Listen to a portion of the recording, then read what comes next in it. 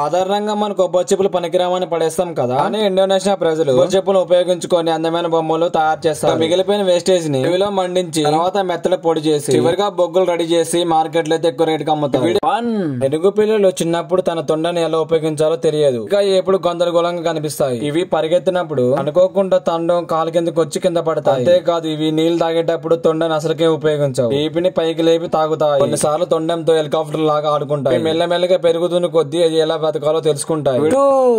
ఇందుకేనేమో Dubai రోడ్లు ఎన్ని సంవత్సరాలైనా పాడైపోవు. అయితే చాలా దేశంలో కాంక్రీట్ తో డైరెక్ట్ రోడ్లు వేయడం వల్ల ఇవి కొన్ని నెలల్లోనే ఇరిగిపోతాయి. కానీ దుబాయ్ లో రోడ్లు వేసేటప్పుడు ముందుగా జియోసెల్ ని వేసి తర్వాత దానిపై కాంక్రీట్ పోస్తారు. ఈ జియోసెల్ వెహికల్ బరువును సమానంగా డిస్ట్రిబ్యూట్ చేస్తుంది. ఇవాళ రోడ్లు తొందరగా పాడవకుండా సంవత్సరం వరకు చెక్కు చెదరు. ఇక్కడ రూపాయి ఖర్చు లేకుండా రోడ్ల పక్కన పడేసే అల్యూమినియం తీసుకొని వాటిని 1000 degrees Celsius తోనే వేడి చేసి కరిగించిన ద్రవాన్ని తీసుకొని ఇక్కడ కనిపిస్తున్న పాత్రలు అయితే పోస్తారు. తర్వాత ఎవరు నమ్మలేని విధంగా ఆ వేస్టేజ్ తో ఒక పెద్ద పాత్రని అయితే తయారు చేస్తారు. అందరూ అది చూసి షాక్ అవుతారు.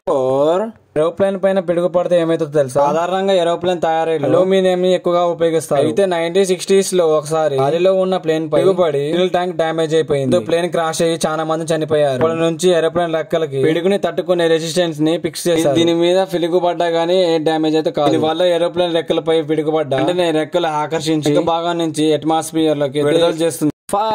జపాన్ లో ఓరెంట్లైన వాటర్ పైప్ పగిలినప్పుడు మొదట ఈ ట్యూబ్ ని పైప్ లోపల పెడతారు. తర్వాత గాలిని పంపుతో నింపడం వల్ల ఉప్పు ఉబ్బిపోయి పైప్ లో వాటర్ వృధాగా ప్రవహించకుండా ఆగిపోతుంది. గాలి కొట్టడం వల్ల ఇలా పైప్ అనేది సింపుల్ గా ఫిక్స్ చేస్తారు. తర్వాత కొత్త పైప్ తీసిన తర్వాత ట్యూబ్ నుంచి గాలి తీసి బయటకు తీస్తారు. వీడియోకి 10K లైక్స్ కంప్లీట్ చేసి 10 కామెంట్ చేయండి.